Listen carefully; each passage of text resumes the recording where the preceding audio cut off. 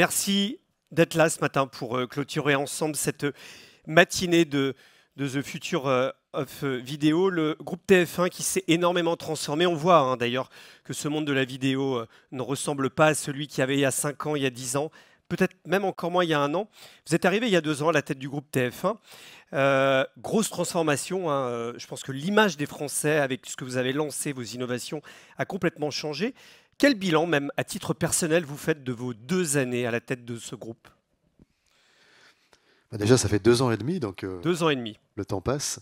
On est vraiment très satisfait du développement de la stratégie du groupe sur ces dernières années, et notamment du pivot. On dit ça souvent, c'est un peu galvaudé comme terme, mais là, en l'occurrence, je pense qu'il est assez réel, digital, que le groupe a pris. On a, avec beaucoup de détermination, mais aussi avec une rapidité très grande, réussi à installer une proposition de valeur qui était nouvelle en France, assez nouvelle dans le monde en réalité, qui est la première plateforme de streaming gratuite qui amène des programmes premium aux téléspectateurs français gratuitement sur son écran de télévision. Ça, c'était une proposition qui était nouvelle, un pari économique, industriel et de modèle d'utilisation, et qui a réussi à s'installer très vite. Donc, on est globalement très fiers, et ça a remis le groupe dans une dynamique offensive de conquête, et donc ça donne aussi beaucoup d'énergie au groupe. Alors, on a regardé les 2 ans et demi passés, surtout la dernière année, puisque vous avez lancé il y a un peu plus d'1 an et demi TF1+. À quoi va ressembler le groupe TF1 dans 1 an, 2 ans, 3 ans, 4 ans, 5 ans? On a du mal à se projeter dans ce futur de la vidéo, et notamment d'un acteur comme vous, acteur leader. C'est vrai qu'on est dans un moment d'évolution technologique extrêmement rapide, et donc c'est difficile pour tout un chacun d'appréhender avec certitude le futur. Moi, je suis absolument convaincu que la SVOD, le streaming, pour parler avec un terme d'aujourd'hui, n'est que le début de la révolution des usages et la révolution technologique qui est en train de se passer sur l'écran de télévision. L'écran de télévision qui se connecte, l'écran de télévision qui bénéficie de processing power intégré de plus en plus important, ça va permettre des usages très nouveaux qu'on ne connaît qu'à peine aujourd'hui et qu'on a à peine effleuré avec la consommation à la demande. Donc le groupe TF1, comment il se projette à moyen terme? Déjà, notre focalisation, notre obsession, notre ambition, c'est de continuer à financer des programmes d'exception capables de réunir massivement l'ensemble du public que l'on vise, et en ce qui concerne le sujet d'aujourd'hui, de créer un impact publicitaire inégalé. C'est ça qu'on cherche à faire.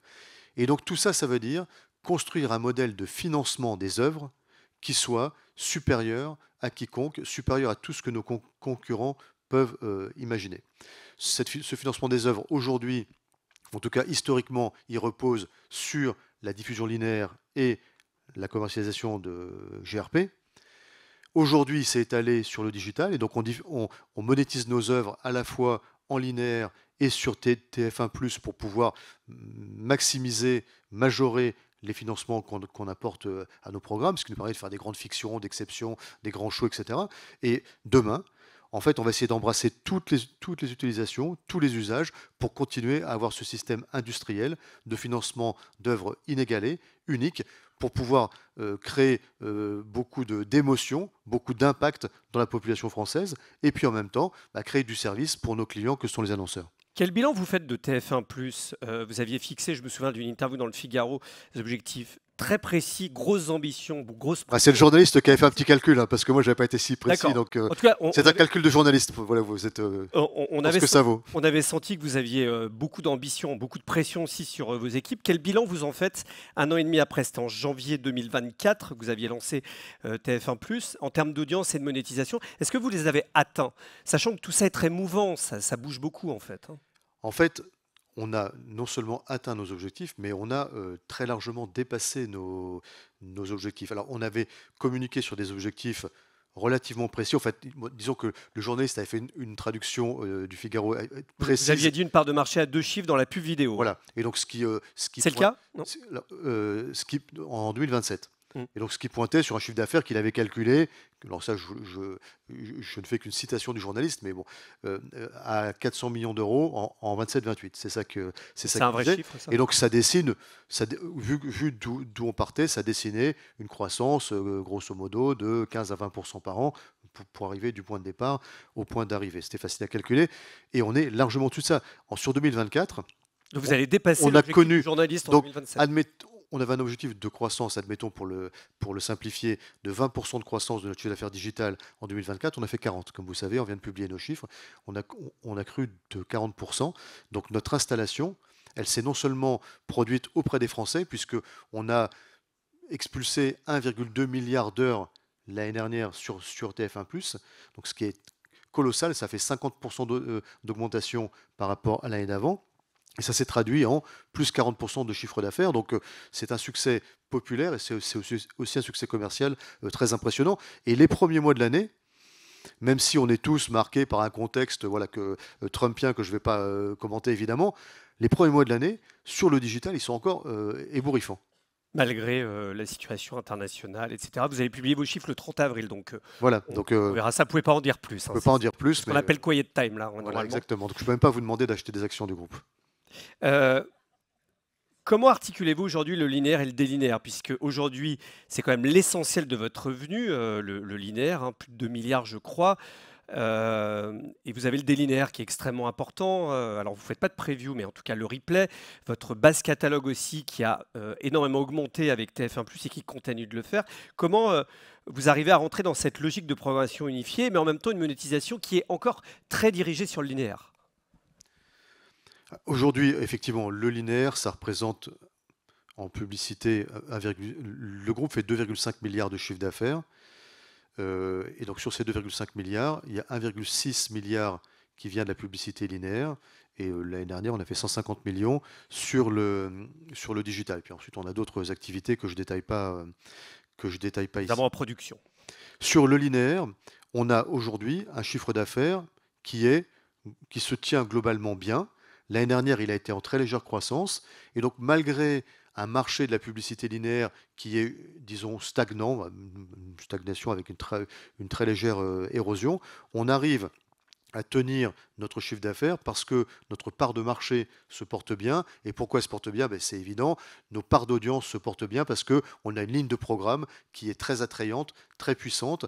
Et on fait très attention, on est très attentif à continuer à augmenter nos coûts de programme année après année pour amener aux créateurs qui travaillent pour nous des budgets de production sans comparaison, uniques, et qui permettent de créer des œuvres qui sont très populaires. Et ça, c'est le sous-jacent de notre part d'audience, le sous-jacent de notre part de marché publicitaire. Et donc, on arrive à tenir sur le marché du linéaire cette proposition, et on est intéressant pour les annonceurs qui nous concèdent une part de leur budget linéaire de plus en plus importante. Même si on dit que les prix augmentent aussi. Les prix augmentent, forcément, les prix augmentent. C'est les reproches qu'on entend aussi des Oui. annonceurs, hein, en disant que vos prix augmentent. Dans la vie, en fait, quand on est client, on n'aime pas trop que les prix augmentent. Mais effectivement, sur le marché du linéaire, aujourd'hui, il faut être transparent. L'audience de la télévision, du fait de la concurrence apportée par les nouveaux usages, qu'on embrasse avec TF1+, l'audience du linéaire, il est en baisse. Vous le savez, vous en avez peut-être parlé ce matin. Le linéaire baisse grosso modo, je vais simplifier un peu, de 5% par an en audience. Et donc ça veut dire que ce qu'on produit nous, à savoir les contacts publicitaires, il baisse de 5% par an.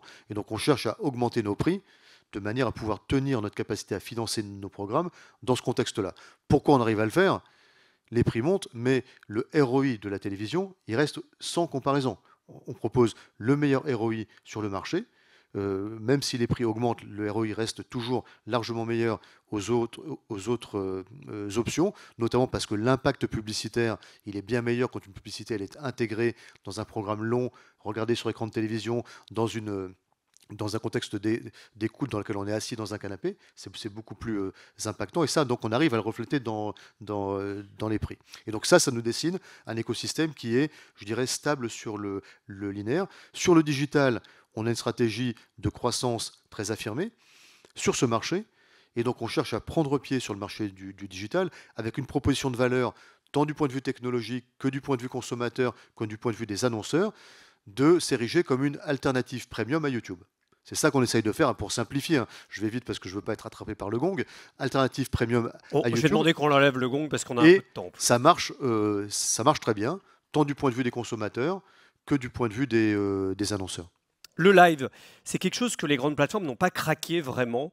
Votre capacité à réunir des millions de téléspectateurs sur des programmes comme de l'info, du divertissement ou du sport, ça reste votre différenciateur stratégique aujourd'hui.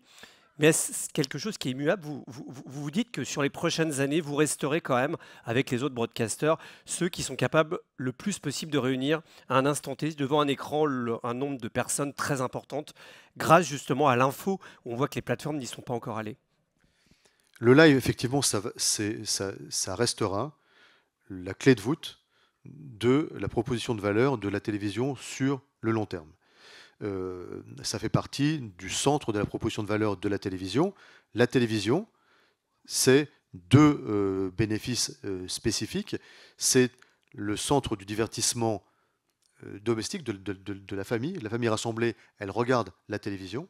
Et deuxièmement, c'est le vecteur prioritaire de diffusion des grands événements de live. Et ça restera pour la télévision. C'est-à-dire que même si la télévision est engagée, du fait de la concurrence de l'offre à la demande et des usages à la demande, est engagée dans une phase de déclin, le cœur de sa proposition de valeur, le centre du divertissement domestique et le live resteront très compétitifs. Même si ça coûte très cher en droit, notamment sur le sport. Ça coûte très cher en droit. Sur le sport, oui. Vous allez continuer à beaucoup investir là-dedans, dans le sport par exemple? Nous, on investit dans le sport. On a une offre de sport de très grande qualité. Effectivement, ça coûte cher. Donc la marge qu'on génère sur le sport, elle n'est pas très, elle est pas très bonne. Ce que je voulais dire, c'est que ce que j'ai dit est vrai. Enfin, en tout cas, je pense que c'est vrai. L'objectif du groupe TF1, ça n'est pas de se différencier sur le sport, ni sur le live. L'objectif du groupe TF1, c'est de se différencier par une ligne de programme avec des budgets de financement, des dimensions spectaculaires, une dimension de qualité informative qui soit unique, parce qu'on amène à nos créateurs, qu'ils soient journalistes ou talents créatifs, des budgets de production sans comparaison. C'est ça la source de différenciation du groupe. Donc moi, je ne vais pas surinvestir sur des éléments, sur des attributs non spécifiques, non différenciants, comme le sport, parce que le sport, ça peut s'acheter. Donc vous n'irez pas sur la Ligue 1 par exemple, hein? Bah, sur la Ligue 1, je vais laisser mes amis de Canal faire ce qu'il y a à faire pour. Pas encore.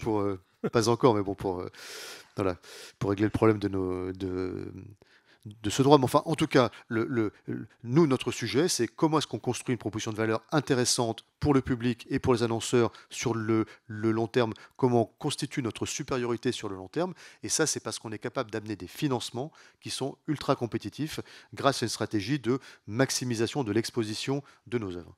Vous avez aussi une stratégie d'alliance, on a vu tout à l'heure, imaginer de nouvelles alliances. Qui l'aurait cru à un moment que vous alliez aller voir Amazon, Netflix? Vous allez lancer, je crois, un feuilleton quotidien avec Netflix.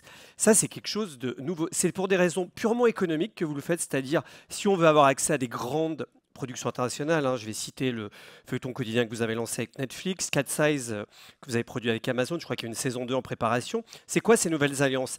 C'est économique ou il y a autre chose derrière? Il y a plusieurs dimensions. La première dimension, enfin, je commence par celle-là en tout cas, nous, on ne considère pas les grands acteurs du streaming comme des concurrents du groupe TF1. Ce sont des acteurs qui sont principalement développés sur le payant, qui est un modèle économique d'abonnement, et nous, on est de façon très affirmée un groupe qui est un groupe Même si ils viennent vous titiller sur la pub un peu. Ils viennent nous titiller un peu, et nous, on vient les titiller aussi, mais disons que ça gratouille, c'est pas de la compétition frontale. Deuxième élément, nous on considère que ces acteurs, ce sont des acteurs qui sont bénéfiques à l'écosystème français. Ils ont été intégrés au système de financement de l'exception culturelle, ils contribuent à la vitalité créative du pays dont on bénéficie. Donc on les voit plutôt comme des acteurs non concurrents et bénéfiques pour le secteur. Troisièmement, et donc on peut coexister, collaborer avec eux. Les voies de collaboration, à ce stade, quelles sont-elles ? On est dans une logique, comme je vous l'ai dit, de financement d'œuvres d'exception, capable de créer l'événement, capable de rassembler massivement les Français, et puis capable d'être un support publicitaire unique pour nos annonceurs. Et donc pour ça, on a besoin de réunir les budgets de production les plus larges possibles.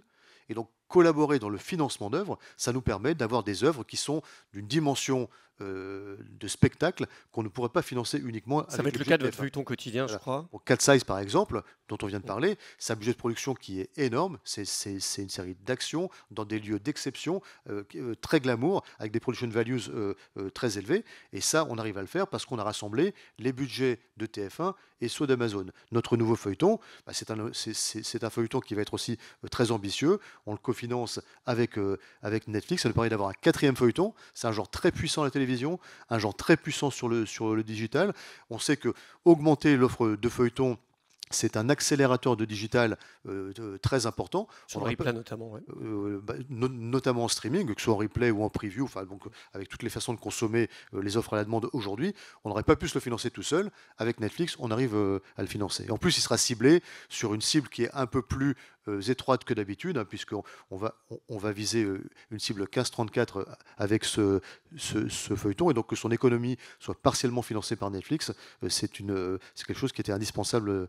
Et on aura aussi même genre d'ambition avec Disney. On est en train de lancer une nouvelle série en costume d'époque, fin 19e siècle, qui se passera à Montmartre et qui sera cofinancée par Disney. Et là aussi, qui sera du très grand spectacle télévisuel cinématographique.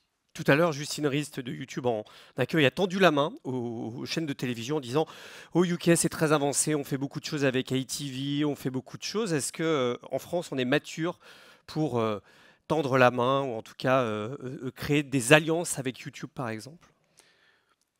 Nous, on est dans une logique, comme je vous l'ai dit, très partenariale et très d'écosystème. Ensuite, bon, il faut regarder les choses avec précision quand on veut les analyser. Il y a effectivement ITV au Royaume-Uni qui met un certain nombre d'extraits de ces programmes ou des programmes dans la fin de vie de leur exploitation, dans leur premier cycle d'exploitation sur YouTube, ce que nous on ne fait pas tellement aujourd'hui, mais on parle d'enjeux qui sont des enjeux qui sont assez petits en termes économiques et même en termes d'audience, et qui n'ont rien à voir avec le mouvement stratégique majeur qu'on est en train de faire avec TF1+, qui est en train de s'installer comme une vraie destination premium, alternative à YouTube sur l'écran de télévision, en ce qu'on peut apporter un divertissement gratuit aux Français. Donc le producteur, c'est TF1+. Le sujet de YouTube aujourd'hui, nous, on regarde tous les sujets avec beaucoup de pragmatisme, beaucoup d'attention et avec le plus de précision possible. Le sujet de YouTube aujourd'hui, c'est que pour la majorité, ces contenus sont des contenus que nous, alors ils n'aiment pas du tout quand je dis ça, mais je trouve pas d'autres mots, qui sont low cost et avec des CPM qui sont, par voie de conséquence, naturellement, en réalité, qui sont aussi très bas. Nous, on est dans une logique de financer des contenus premium, des contenus d'exception, de très grande qualité, et on a besoin pour ça d'avoir des prix commerciaux qui sont à l'avenant, et de produire un impact publicitaire qui est à l'avenant. En substance, ce qu'on vend à nos clients annonceurs, c'est un contexte premium avec un impact publicitaire qui est très fort, avec des formats publicitaires qui sont très distinctifs et qui nous permettent de construire un cercle vertueux. Et donc on n'a pas envie de rentrer dans un cercle vicieux. Après, si on trouve une façon de résoudre la quadrature du cercle, évidemment qu'on regardera. Vous avez lancé une grande stratégie d'hyperdistribution avec TF1+, alors qu'avant vous étiez essentiellement diffusé sur les box opérateurs. Vous avez dû revoir, j'imagine, gros travail juridique, tous vos accords. Vous en êtes tout ce travail de cette stratégie d'hyperdistribution sur l'ensemble de l'écran, au-delà des box opérateurs. Ça a été suivi d'ailleurs par vos concurrents. Vous en êtes tout aujourd'hui? Est-ce que vous avez atteint votre but d'être distribué au maximum? Alors, on n'a pas complètement atteint notre but, puisqu'on est aujourd'hui distribué sur 95% des téléviseurs des Français. Donc il nous manque 5%. Lesquels, par exemple? C'est quoi qui bloque? Il y a quelques Smart TV sur lesquels on n'est pas présent encore. Mais donc globalement, c'est un peu une blague parce que 95% c'est pas mal. Donc on est très largement présent sur les écrans connectés des Français. 95% de référencement. Ensuite, on est présent sur l'écran d'accueil, quand les Français allument leur écran, sur le rail consacré aux plateformes de SVOD, on est présent dans 60% des cas. Et donc on s'est installé très vite. Donc la visibilité sur l'écran quand on l'allume. On appelle ça première visibilité. Donc la stratégie de distribution massive de TF1+, elle a porté ses fruits. On a été accompagné par les telcos pour ce faire, parce qu'on le trouve sur les box, Orange, Free, SFR, et je finis par Bouygues évidemment, même si ça paraît plus évident. Et on est aussi présent sur la quasi-totalité des Smart TV. C'était très important pour nous, pour faire connaître TF1+, et pour enraciner TF1+ dans les usages des Français. C'est ça le sujet. Que les Français perçoivent TF1+, non pas comme une plateforme de replay, avec un usage qui est un peu malthusien. Je regarde un programme uniquement quand je l'ai loupé à la télé. Il faut que ça devienne une logique de première intention. Je veux me divertir à la demande ce soir. Je ne suis pas nécessairement abonné à une plateforme payante. Je vais regarder ce qu'il y a sur TF1+. Et c'est ça qu'on est en train de construire. Et ça se construit par un portefeuille de programmes très attrayant. Aujourd'hui, on a 30 000 heures de programmes premium disponibles à chaque instant sur TF1+. C'est plus que tous nos concurrents en France, sauf Netflix. Donc on s'est vraiment installé très vite comme une proposition majeure d'offres de programmes pour les Français. Ça passe par de la visibilité pour faire de la présence à l'esprit, et ça passe ensuite par de la création de fréquences de fréquentation pour vraiment rentrer dans les usages quotidiens des Français et être une destination quand il s'agit de divertissement gratuit à la demande. C'est ça qu'on est en train de réussir, c'est ça la magie qu'on est en train d'atteindre. Ça ne vous a pas échappé qu'en Europe, la consolidation est en train de revenir d'actualité. Vous étiez arrivé au moment où un projet de fusion avec M6 a été abandonné. On a vu que ailleurs en Europe, Media for Europe, c'était le groupe Berlusconi, est en train de racheter, en tout cas de prendre une majorité vers globalement le TF1 allemand, ProSieben Sat.1. Est-ce que ça vous donne des idées ? On regarde tous ces sujets évidemment de près parce que ça concerne notre secteur d'activité. Aujourd'hui, on a, je ne sais pas si on peut dire la chance, mais enfin disons qu'on a la chance d'avoir une stratégie de développement organique qui est extrêmement performante et extrêmement créatrice de valeur. Donc on est complètement concentré sur le développement digital du groupe avec TF1+, et puis tous les horizons de développement, peut-être dont on va parler après, l'agrégation, la francophonie. On a tout un schéma stratégique qui embrasse plusieurs années qu'on est en train de déployer. Et donc on concentre toutes les ressources de la maison sur cette trajectoire parce qu'elle marche. Elle marche de façon très distinctive et elle crée beaucoup de valeur. Donc c'est ça notre Donc c'est ça notre M6 qui priorité. pourrait de nouveau être en vente, on lit des Alors, informations de presse. Vous regardez avec votre actionnaire Bouygues ? pour l'instant, M6 ne peut pas être vendu parce qu'il y a une loi en France qui, Ça peut bouger. Hein. la loi peut bouger peut-être. Bon, enfin, disons qu'aujourd'hui, en l'état actuel du droit, le groupe M6 ne peut pas être remis en vente avant 2028. Hein. Bon, je ne rentre pas dans le détail législatif. Néanmoins, les analyses qui avaient amené le groupe TF1 à vouloir fusionner avec le groupe M6 il y a 3 ans restent encore plus d'actualité aujourd'hui. Reste encore plus vrai aujourd'hui que ça a été le cas hier, et sera encore plus vrai demain. Pourquoi ? On a absolument besoin de gagner en taille critique pour continuer à investir massivement dans des contenus d'exception et en même temps investir dans le développement digital à pleine vitesse pour pouvoir prendre des positions avant que toutes les cartes ne soient raflées par les grands acteurs américains. Donc c'est quoi les possibilités de consolidation ? Je ne comprends pas bien. Donc, pour répondre, les possibilités, il n'y en a pas 36, mais si le groupe M6 revenait en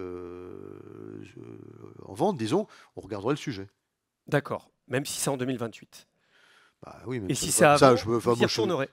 C'est difficile de promettre quelque chose pour 2028, mais si c'était le cas aujourd'hui, on regarderait. Et il y a d'autres cibles dans la consolidation auxquelles vous pourriez participer ? En France, il n'y a pas beaucoup d'autres acteurs à l'échelle qui permettent de répondre à un objectif de recherche de synergie, de taille critique pour pérenniser l'investissement dans les contenus et investir davantage dans le digital. Ça ne répond pas à beaucoup de briefs. Pour terminer, vous parlez de la francophonie. TF1+ se lance dans la francophonie, c'est-à-dire que TF1 qui est un groupe français, aujourd'hui, peut-il se développer à l'international ? Est-ce que c'est ça aussi sur des audiences, mais effectivement sur un marché publicitaire mondial qui n'existe pas forcément, en tout cas pour ce type de plateforme, est-ce que c'est une possibilité de développement majeure pour vous ? Alors la logique pour nous aujourd'hui, donc la réponse est oui. C'est un développement important pour la maison. Donc l'Afrique, la Belgique, le Canada ? On a commencé par ouvrir TF1+, dans les pays francophones adjacents, donc en Belgique, en Suisse et au Luxembourg. Ça fait quelques mois, ça marche très bien, on s'installe avec très bien. L'idée qu'on a, l'intention qu'on vise, c'est créer la première destination gratuite de streaming francophone, enfin de la francophonie. C'est ça qu'on cherche à faire. Donc on l'a testé dans les pays adjacents, ça marche très bien. Et donc maintenant on va aller dans toute l'Afrique francophone à partir de l'été, et on finira par le Canada français à la fin de l'année. Pourquoi on fait ça? C'est pas pour des raisons comme vous l'avez vous-même constaté dans votre question. C'est pas pour des raisons publicitaires au sens de, effectivement, on pense pas qu'il y a un marché publicitaire de la francophonie aujourd'hui. Il y a un marché par pays, et puis dans certains pays il n'y a même pas de marché. Pourquoi est-ce qu'on fait ça? On fait ça parce que ce qu'on cherche à faire, c'est à maximiser, nous, enfin on est des gens simples, hein, on cherche à maximiser le financement de nos programmes.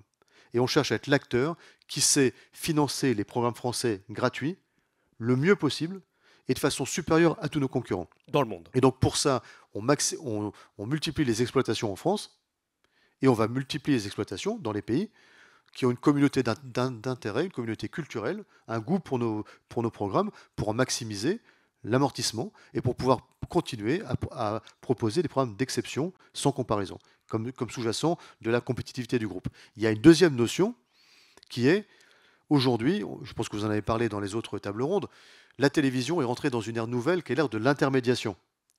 Je vais en deux mots, pour ne pas passer trop de temps là-dessus, mais jusqu'à il y a peu de temps, on fabriquait nos programmes dans la tour TF1 et de la tour TF1, on l'envoyait aux téléspectateurs. Bon, c'était comme ça que ça marchait. Donc on était en relation directe avec l'utilisateur final.